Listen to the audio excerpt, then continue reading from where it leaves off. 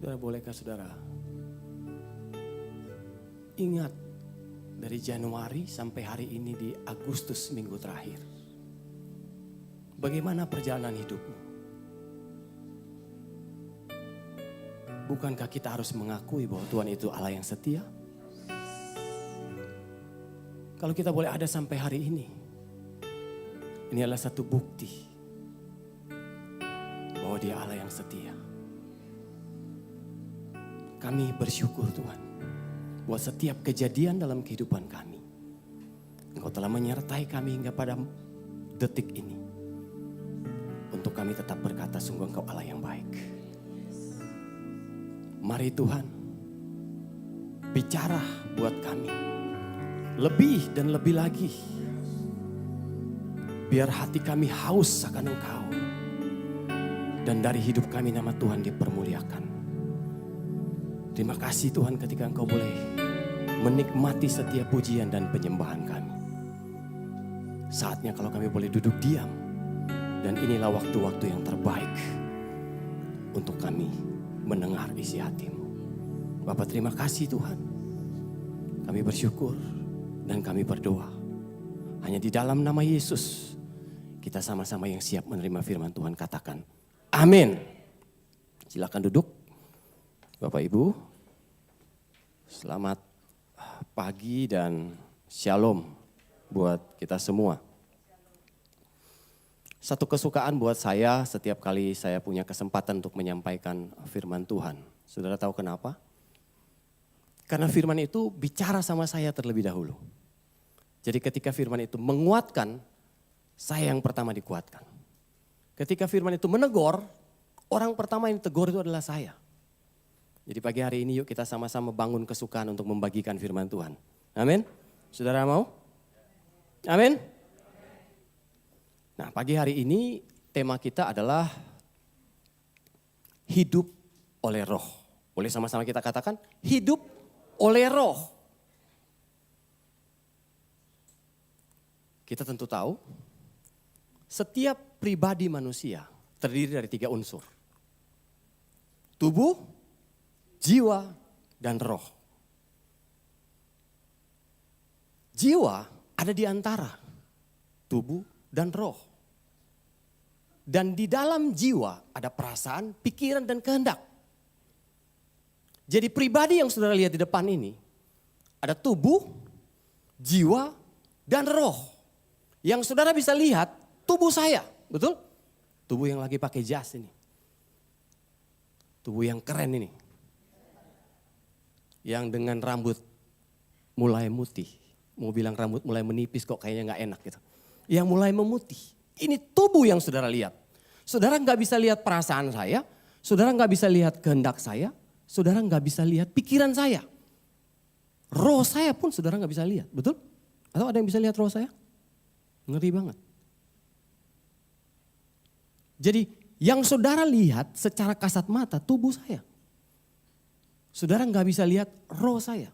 Tapi apa yang saudara gak bisa lihat bukan berarti gak ada. Benar? Nah, selama ini kita hidup di 2 alam. Alam nyata dan alam roh. Disadari atau tidak, selama ini kita hidup di 2 alam. Alam nyata yang kita bisa lihat dengan kasat mata ini dan alam roh yang kita gak bisa lihat. Nah, mengapa ini penting? Karena di alam nyata mata kita terbuka. Sedangkan di alam roh mata kita buta. Hanya beberapa orang yang dikasih karunia. Dan diberikan karunia yang dibilang dengan indera keenam. Bisa ngelihat gitu. Nah, buat orang-orang yang logik, kita gak percaya setan itu gak ada. Percayalah setan itu ada. Percayalah. Nah, permasalahannya di dunia nyata, mata kita terbuka. Sedangkan di alam roh, mata kita buta. Nah, kenapa ini penting? Karena tanpa kita sadari, hari-hari ini menurut saya sedang banyak orang sedang frustasi dan terintimidasi terhadap apa yang dilihat di alam nyata. Saya ulang. Nah, banyak orang yang sedang frustasi dan terintimidasi terhadap apa yang dilihatnya di alam nyata. Kalau kita ngelihat apa yang dilihat mata, frustasi sudah. Di awal Agustus, kita beberapa orang ketemu dengan salah satu kontraktor. Untuk apa? Untuk rencana anggaran renovasi dan pembangunan gedung. Jujur, ngelihat budget yang diperlukan, saya frustasi. 10 digit sudah. M. Frustasi sudah. Sampai saya kepikiran. Beberapa hari saya kepikiran. Ini kapan bangunnya nih? Karena budget yang kita punya masih jauh dari yang dibutuhkan. Nah, kita rencana bangun aula gedung ibadah di lantai 4. Gabung 2 ruko. Akibatnya apa? Kita perlu lift, kita perlu sound system yang baru, kita perlu AC, kita perlu genset, kita perlu LED layar lebar. Saya frustasi. Saya lihat masalah-masalahnya. Saya lihat kendala-kendalanya. Saya lihat tantangan-tantangannya. Membuat saya jadi frustasi. Sampai satu saat Tuhan ingatkan saya. Kenapa kamu gak lihat apa yang aku lihat? Kenapa kamu gak lihat apa yang aku lihat? Bukankah kamu juga pernah berpikir bahwa untuk beli gedung sebelah itu mustahil? Saudara nangkap maksud saya? Kalau kita lihat kendalanya, kita lihat masalahnya, kita lihat Goliat, kita lihat hal-hal yang raksasa-raksasa yang semakin hari semakin besar. Dan itu membuat kita semakin hari semakin kecil dan kita lihat kemustahilan. Semakin kecil rasanya. Nah, itu sebabnya saya katakan semakin banyak orang frustrasi dan terintimidasi dengan apa yang dilihat di alam nyata. Nah, sekarang coba lihat ayat ini. Ayat ini jadi catatan buat kita. Dan tanpa sadar ayat ini juga berbicara mengenai 2 alam. Coba kita lihat. 2 Korintus 4 ayat 18. Sebab kami tidak memperhatikan apa yang kelihatan. Yang kelihatan itu toko sepi, gak ada order, apalagi masalah-masalah banyak. Sebab kami tidak memperhatikan yang kelihatan. Melainkan yang tak kelihatan. Karena yang kelihatan adalah sementara, sedangkan yang tak kelihatan adalah kekal. Jadi ada yang kelihatan, ada yang tidak kelihatan. Sementara kita fokusnya kepada yang kelihatan. Membuat kita takut, membuat kita depresi dan tanpa sadar fokusnya kita ke situ. Padahal Tuhan mau kita fokusnya kepada yang gak kelihatan. Saudara bingung gak? Kita diminta fokus sama yang gak kelihatan. Padahal mata kita gak bisa ngelihat yang gak kelihatan. Karena selama ini kita diajarin kalau mau ngelihat yang terlihat. Betul? Nah, jangan-jangan hari-hari ini dan selama ini yang kita perhatikan yang kelihatan terus. Padahal Tuhan berkata kami harusnya tidak memperhatikan yang kelihatan terus. Melainkan yang tak kelihatan. Karena apa dikatakan tadi? Karena yang kelihatan itu sementara. Sedangkan yang tak kelihatan itu kekal. Coba renungkan dulu sebentar. Tuhan itu mau justru kita fokusnya pada yang gak kelihatan. Sementara mata kita gak bisa lihat yang gak kelihatan. Tuhan mau jangan perhatikan yang kelihatan, tapi mulai memperhatikan yang tak kelihatan. Nah, saya jadi ingat. Saudara setuju gak? Bahwa Saul itu memperhatikan yang kelihatan. Sedangkan Daud itu memperhatikan yang tak kelihatan. Betul? Masih ingat? Masih ingat ceritanya? Goliat keluar. Goliat intimidasi, Goliat tantang. Gak ada satu orang pun dari bangsa Israel yang berani maju ngadapin. Gak ada satu orang pun. Kenapa? Termasuk Saul. Simple. Karena tinggi badan. Besar. Gak ada satu orang pun yang berani maju. Diintimidasi. Pagi keluar, sore keluar. Gak ada satu orang pun yang berani maju. Tapi kenapa Daud berani maju? Karena Daud melihat yang tidak terlihat. Amin, saudara? Betul? Karena Daud memperhatikan yang tak terlihat. Oke, berhenti dulu. Kapan kita putus asa?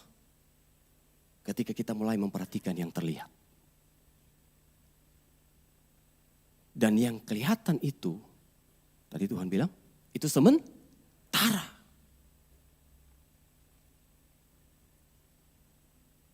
Kita ingat, kita hidup di dua alam. Alam nyata dan alam roh. Alam nyata terlihat, alam roh tidak terlihat. Daud memperhatikan yang tidak terlihat.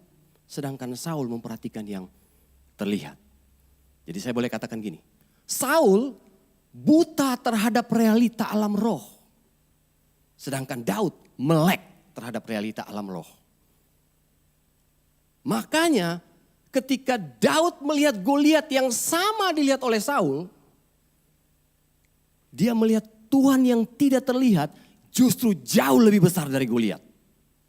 Betul saudara? Bukan karena dia percaya diri jadi dia berani. Tapi dia lihat sesuatu yang jauh lebih besar.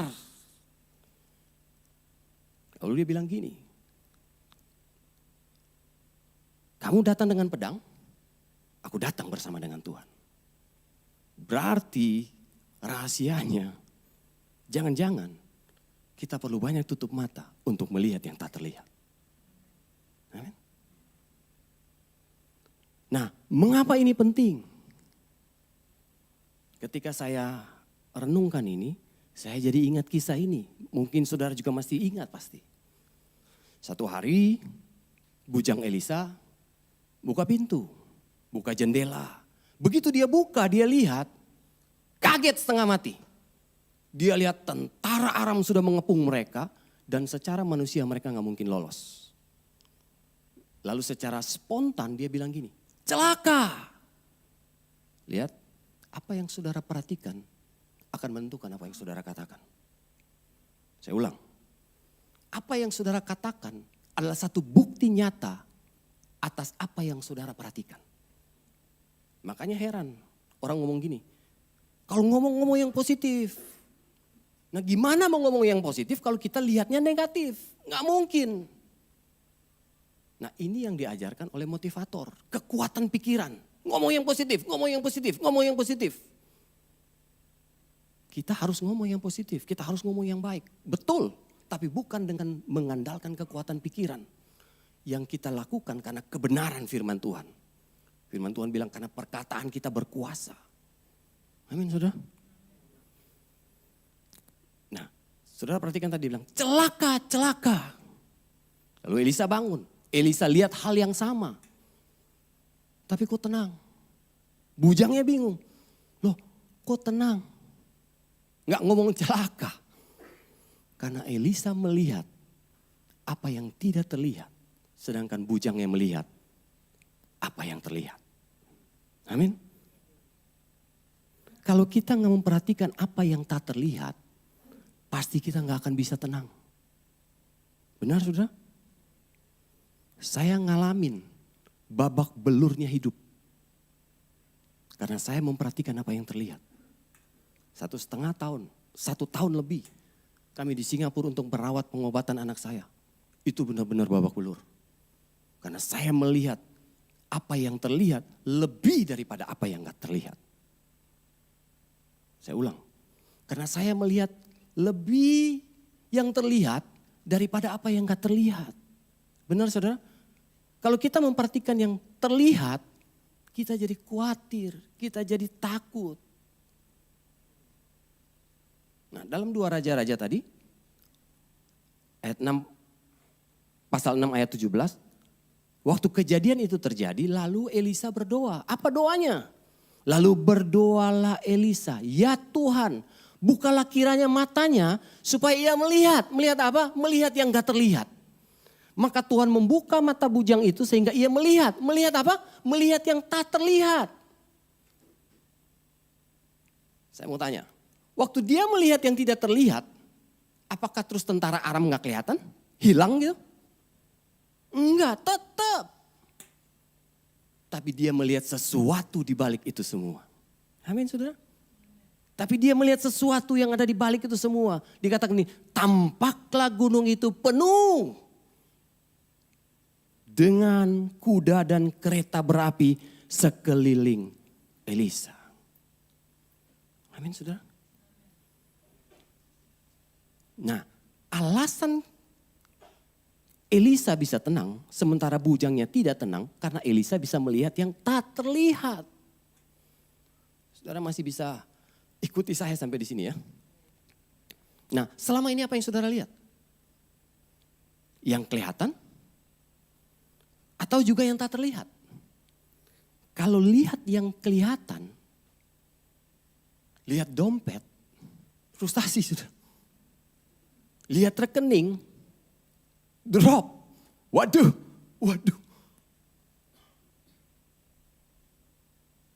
Apa yang kelihatan? Yang saudara sedang lihat hari-hari ini. Saya ulang. Apa yang kelihatan? Yang sedang saudara lihat hari-hari ini. Yang membuat saudara takut. Yang membuat saudara putus asa. Bahkan yang membuat saudara berpikir untuk mundur dari Tuhan. Saya mau katakan pagi hari ini. Pastikan hari ini, kenapa saudara nggak belajar untuk mulai memperhatikan yang tak terlihat. Amin. Amin. Nah, kenapa kita harus memperhatikan apa yang tak terlihat? Tadi firmannya ingetin lagi, yang nggak kelihatan itu kekal. Apa yang nggak kelihatan? Tuhan itu setia. Tuhan itu tetap mengasihi saudara. Amin. Ingat, kita hidup di dua alam. Nah, sekarang saya mau masuk di titik ini. Ada kabar baik buat saudara. Ini kabar baik. Ibrani 11 ayat 3.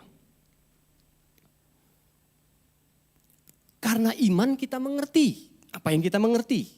Bahwa alam semesta alam yang kita lihat ini telah dijadikan oleh firman Allah. Sehingga apa yang kita lihat telah terjadi dari apa yang tidak dapat kita lihat. Bukankah ini kabar baik? Amin saudara. Jadi yang kelihatan semuanya itu bermula dari yang tidak kelihatan. Saudara perlu sedikit cerdas ikutin. Jadi apa yang kelihatan semuanya itu bermula dari yang tidak kelihatan. Makanya Tuhan bilang yang tadinya yang kelihatan cuma sementara. Tapi yang kelihatan itu kekal. Berarti dengan kata lain, bukankah ini kabar baik buat kita? Amin saudara. Nah yang kelihatan yang bikin saudara takut, yang bikin saudara putus asa itu cuma sementara. Amin. Cuma 2 orang yang amin. Nah fokus kita harusnya kepada yang kekal. Apa yang kekal? Tuhan mengasihi saudara. Apa yang kekal? Dia tidak pernah berubah. Amin. Nah kita memperhatikan justru yang kelihatan. Yang kelihatan itu justru sementara. Yang sementara itu justru mengelabui kita. Bikin kita putus asa. Dan akhirnya kita frustasi. Padahal Tuhan bilang, come on, lihat yang kekal. Amin. Lihat yang kekal. Ibrani 11 ayat 3 tadi berkata apa? Sehingga apa yang kita lihat telah terjadi dari apa yang tidak dapat kita lihat. Nah ini ada kabar baik selanjutnya buat saudara bahwa ternyata apa yang terjadi di alam nyata itu dipengaruhi atau ditentukan oleh apa yang terjadi di alam roh.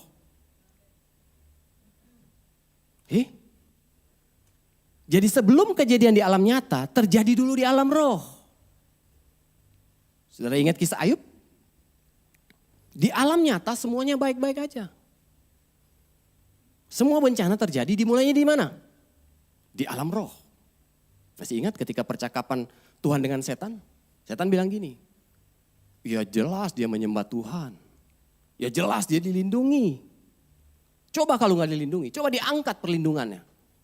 Pasti juga murtad kok. Lalu Tuhan bilang gini, oke, silakan. Begitu silakan, mulai itu. Terjadi bencana. Di mana? Di alam nyata. Mulainya di mana? Di alam roh. Mulai itu datang bangsa apa, suku apa, ngerampok, kena petir, kebakaran, gunung-gunung roboh, anak-anaknya mati. Nah, pertanyaan saya tadi, itu terjadi di mana dulu? Di alam roh. Masih bisa ikuti saya? Nah, Tuhan mau bilang gini, hey, jangan fokus ke alam nyata. Karena alam nyata itu selalu berubah. Sedangkan alam roh itu yang gak pernah berubah. Bahwa Tuhanlah penguasanya. Amin. Nah, saya buktikan apa yang terjadi di alam nyata itu terjadi dulu di alam roh. Jadi yang gak kelihatan itu mendahului yang kelihatan. Jadi yang saudara lihat pakai mata ini sebelumnya terjadi di alam roh dulu. Oke? Nah, kita lihat Keluaran 17 ayat 10 sampai 13. Lalu Yosua melakukan seperti yang dikatakan Musa kepadanya dan berperang melawan orang Amalek. Tetapi Musa, Harun dan Hur telah naik ke puncak gunung, ke puncak bukit. Ada yang aneh saudara? Sementara Yosua dan tentaranya pergi berperang, ada 3 orang, Musa, Harun dan Hur malah naik ke puncak bukit. Ngapain? Ini 3 orang kayaknya keterlaluan gitu ya. Ini orang lagi taruhan nyawa di depan, ini malah asik-asikan. Naik ke puncak gunung enak-enakan gitu, kayak lagi nyelamatin diri, ngamanin diri. Tapi saudara jangan kecewa dulu, saudara harus baca ayat selanjutnya. Ayat selanjutnya bilang begini. Dan terjadilah apabila Musa mengangkat tangannya, lebih kuatlah Israel. Jadi ternyata apa yang terjadi di atas gunung itu menentukan apa yang terjadi di bawah. Benar saudara? Jadi mereka bukan enak-enakan. Bahkan apa yang nasib yang ada di medan perang ditentukan oleh apa yang dilakukan di atas gunung. Amin saudara. Jadi mereka bukan enak-enakan. Amin saudara. Nah ayat 11. Dan terjadilah apabila Musa mengangkat tangannya, lebih kuatlah Israel. Tetapi apabila ia menurunkan tangannya, lebih kuatlah Amalek. Jadi kalau Musa jahat, apa yang dia lakukan? Cukup turunin tangan. Habis semuanya. Atau kalau dia iseng, naikin, turunin. Apa yang kita lihat di medan perang? Untung dia gak iseng. Dan untung dia gak jahat. Amin saudara. Maka penatlah tangan Musa. Sebab itu mereka mengambil sebuah batu diletakkannya di bawahnya. Supaya ia duduk di atasnya. Harun dan Hur menopang kedua belah tangannya.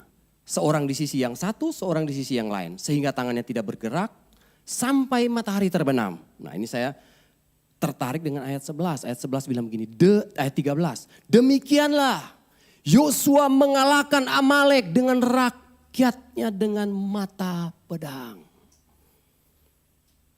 Kalau saudara jadi Yosua, kira-kira bisa sombong gak? Bisa gak sombong? Bisa. Kira-kira dia tahu gak apa yang terjadi di atas gunung? Gak tahu. Kalau saya jadi Yosua, saya tergoda ngomong gini, ini kalau gak ada gua, gak mungkin menang. Padahal kalau Musa bisa ngomong, Musa bilang gini, justru gak ada gua, lu kalah.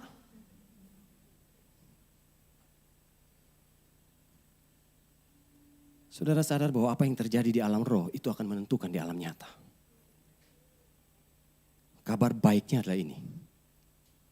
Dengar, ubahlah alam nyatamu lewat mengubah alam rohmu. Saudara bisa nangkep ini? Semua yang terjadi di alam nyata terjadi dulu di alam roh. Jadi jangan berfokus mengubah alam nyatamu tanpa terlebih dahulu merubah alam rohmu. Adalah sebuah kebodohan ketika kita mencoba merubah alam nyata tanpa kita merubah alam roh. Amin, saudara? Masih bisa ikuti saya? Nah, selama ini iblis berfokus, iblis menggoda kita, iblis memprovokasi kita untuk kita mengubah alam nyata kita. Dengan apa? Mengandalkan kekuatan kita. Dengan mengandalkan pikiran kita. Dengan mengandalkan orang lain. Kita mencoba merubah alam nyata kita. Ternyata semua yang terjadi di alam nyata terjadi dulu di alam roh. Jadi kita harus beresin di mana? Alam roh dulu. Nah, hari ini, selama bertahun-tahun kita sudah terintimidasi atas apa yang telah kita lihat. Saya korbannya. Saya terintimidasi oleh apa yang saya lihat. Kalau kita terus memperhatikan apa yang kita lihat, bukannya tambah semangat, tambah patah semangat.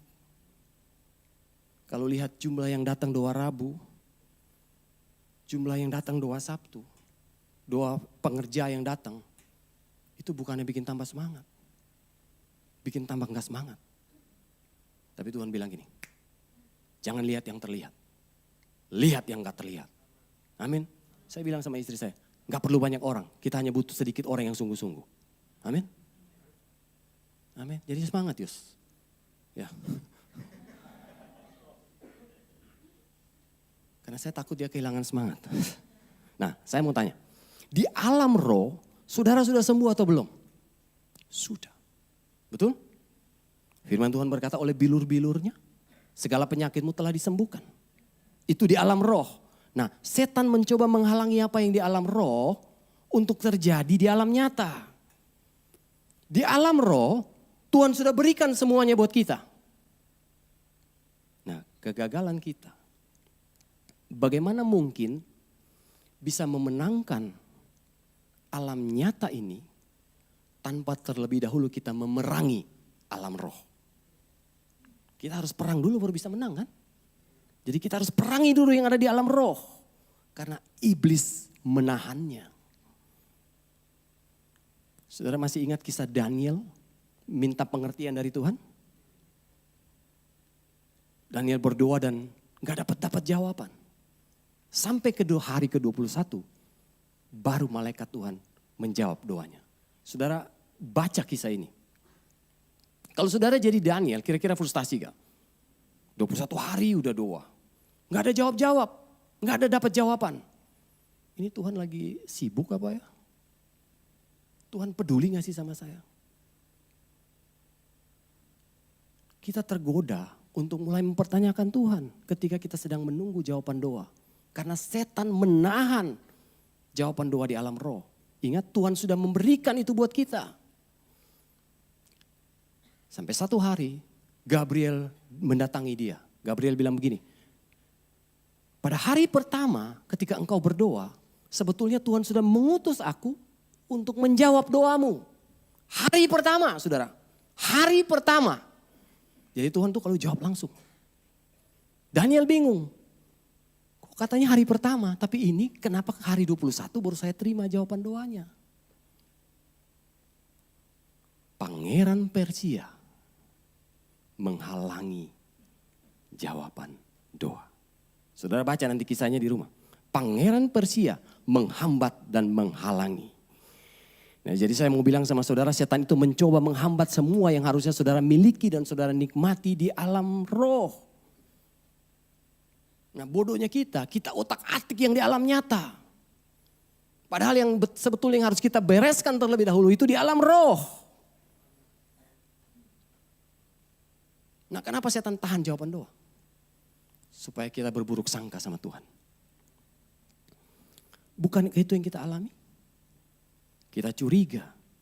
Tuhan benar gak sih dengar doa saya? Kita curiga. Katanya doa orang benar dengan yakin didoakan maka besar kuasanya. Mana? Ini gak ada kuasanya. Ini gak ada perubahannya. Kita mulai curiga dan kita berburuk sangka sama Tuhan. Padahal Tuhan sudah berikan itu semua buat saudara dan saya di alam roh. Saudara kalau ingat khotbah saya yang sebelumnya. Nah, kita selalu pertanyakan Tuhan, padahal Tuhan itu bukannya Tuhan yang belum. Sekali lagi, Dia adalah Tuhan yang sudah memberkati, sudah menyembuhkan. Masalahnya semua itu tertahan di alam roh. Amin, saudara sampai di sini? Nah, saya mau masuk ke bagian ini. Saudara perlu sadari, kita ini sedang berperang melawan musuh yang tak terlihat. Kita sedang berperang melawan musuh yang tak terlihat. Makanya firman bilang gini, perjuangan kita melawan darah dan daging. Bukan melawan darah dan daging. Tapi melainkan melawan penghulu-penghulu dan roh jahat di udara. Yang tidak terlihat oleh mata. Betul? Jadi coba saudara bayangkan. Tadi saya mau bikin peragaan tapi ini akan konsum waktu. Jadi saudara bayangkan aja. Saya ajak Li ke depan, gak usah Li. Saya tutup matanya. Lalu dia dikeroyok sama 3 orang. Gak perlu orang yang besar. Karena ditutup matanya, anak kecil aja bisa bikin dia susah. Betul?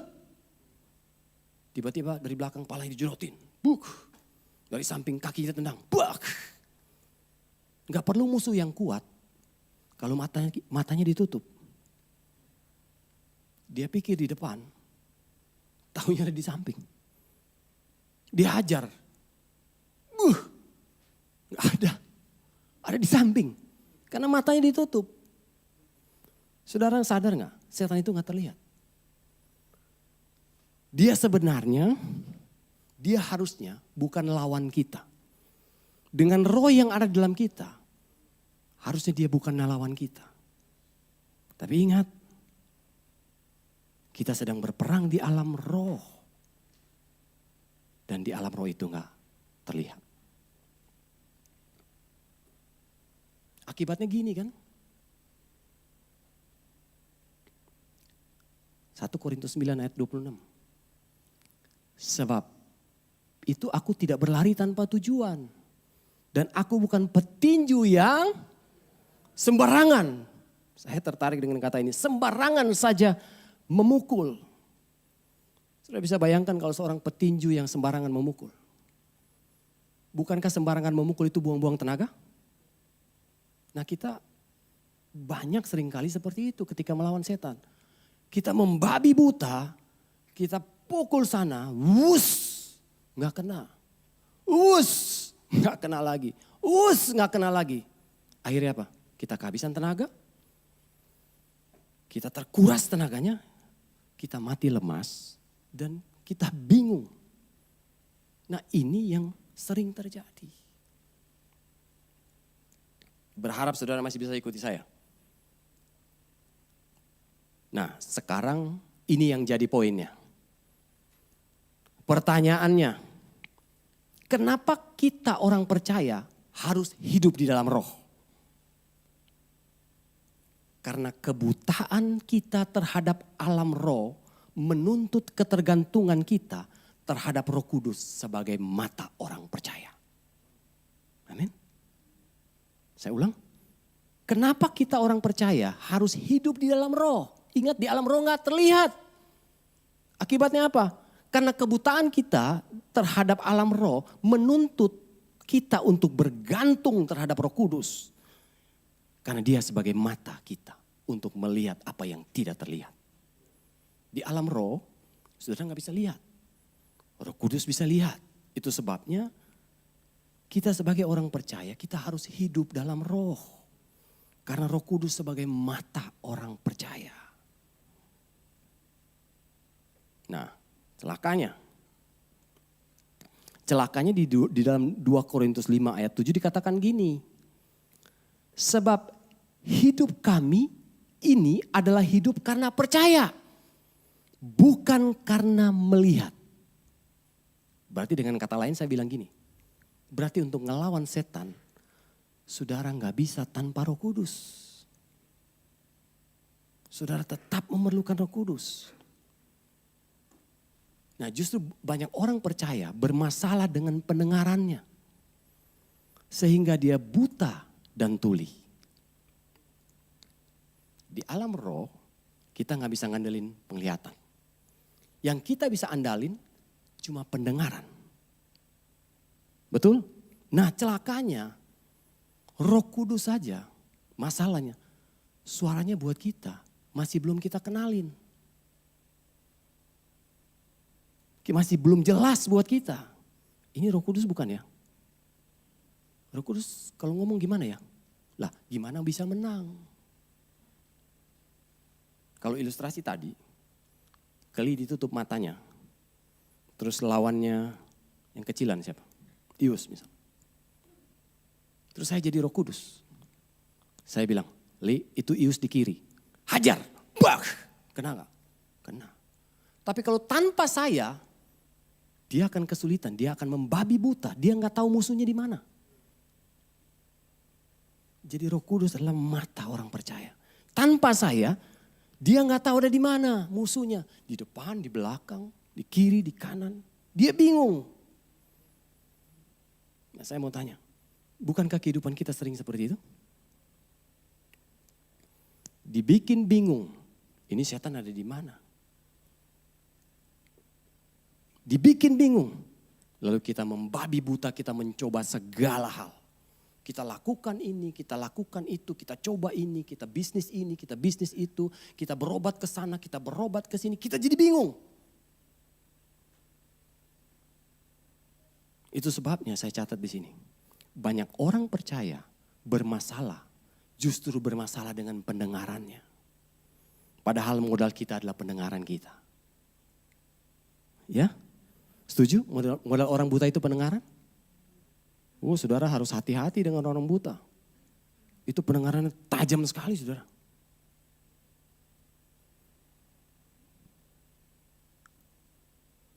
Hari ini di alam roh, saudara seperti orang buta. Di alam roh, saudara gak bisa ngandalin penglihatan, kecuali ngandalin pendengaran. Nah kalau kita ngerti ini, berarti hidup dalam roh dan mendengar suara Roh Kudus, itu bicara hidup dan mati. Itu bicara kalah atau menang. Benar saudara? Makanya firman Tuhan bilang begini. Yesaya 50 ayat 4b. Setiap pagi ini bicara setiap hari. Ia mempertajam pendengaranku untuk mendengar seperti seorang murid. Nah pertanyaan selanjutnya, bagaimana cara mempertajam pendengaran akan suara Roh Kudus? Enggak lain, enggak bukan. Saudara harus punya intimacy with Holy Spirit. Saudara harus punya waktu berdua dengan Dia. Dan kapan? Setiap hari. Every day. Ini penting, ingat saudara. Ini bicara hidup dan mati. Kalah atau menang. Nah, buta dan tuli membuat kita menjalani hidup berdasarkan perasaan. Lalu kita mulai menebak-nebak. Betul gak itu? Nah coba saudara cek, kalau saudara bermasalah dengan pendengaran, akhirnya kita cuma pakai perasaan. Ketika pendengaran kita bermasalah, kita mulai pakai perasaan.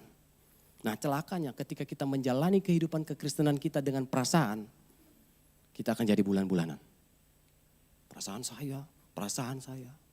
Kita akan jadi bulan-bulanan. Nah, ingat hari ini Roh Kudus dalam mata orang percaya. Amin saudara.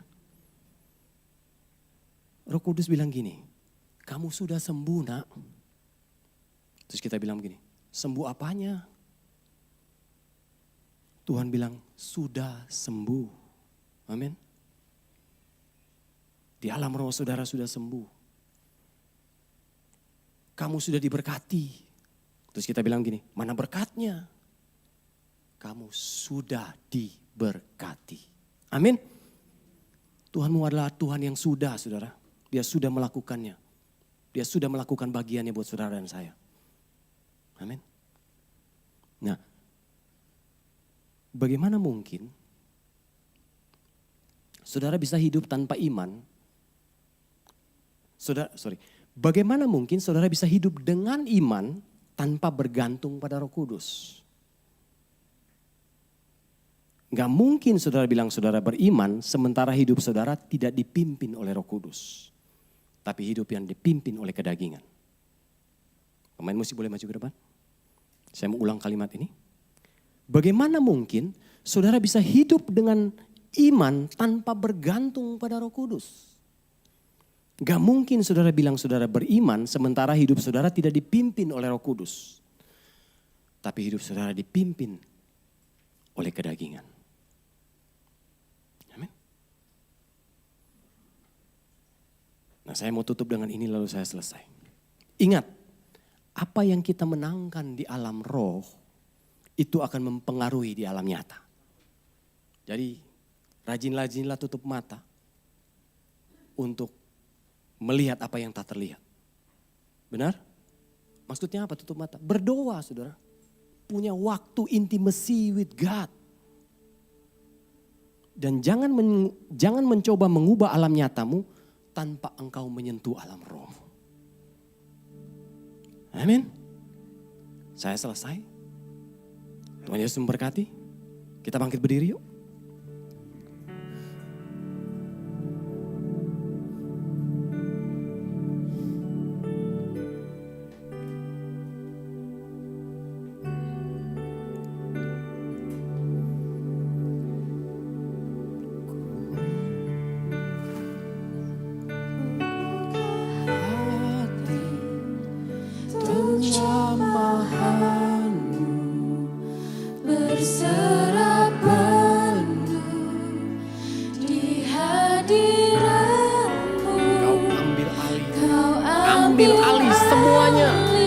Hidupku Tuhan. Seluruhnya. Jangan ada yang tersisa. Sedikit pun. Ambil Tuhan. Biar engkau berkuasa atas hidup ini.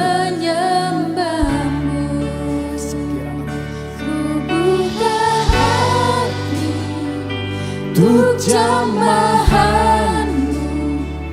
berserah penuh di hadiratmu. Kau ambil alih seluruh hidupku di altarmu menyembahmu. Di alam roh saudara gak bisa bergantung pada penglihatan. Saudara hanya bisa bergantung pada pendengaran. Apa yang saudara perlu dengar? Suara Roh Kudus. Dan celakanya di alam roh banyak suara. Kalau saudara gak mulai bergaul dengan dia, mulai bangun ketaatan, bagaimana saudara makin peka? Jadi mulai hari ini, saya ajak saudara, yuk kita mau terus bangun intimacy with Holy Spirit. Dan taat, dilatih dan dilatih sampai kita peka.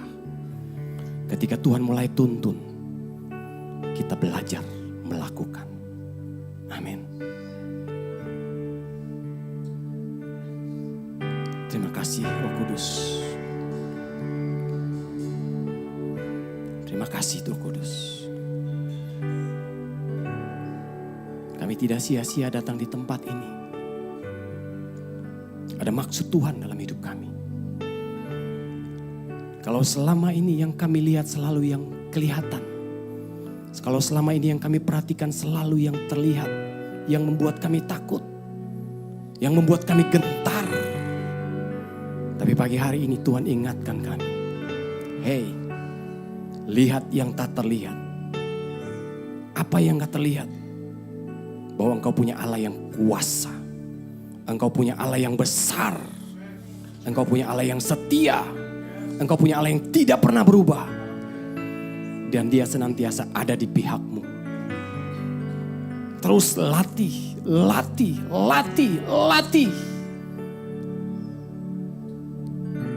Dan selalu belajar taat untuk melakukan apa yang Tuhan mau. Thanks God. Thanks Holy Spirit. Terima kasih Tuhan. Terima kasih Bapa.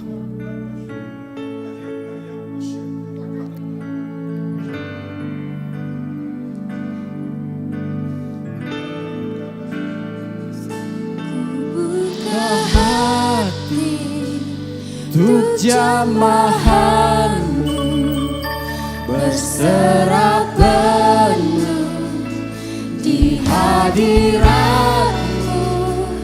Kau ambil alih seluruh hidupku di altarmu. Menyembahmu, buka hati untuk jamahanmu berserah penuh di hadiratmu. Kau ambil alih seluruh hidupku di altarmu. Menyembahmu.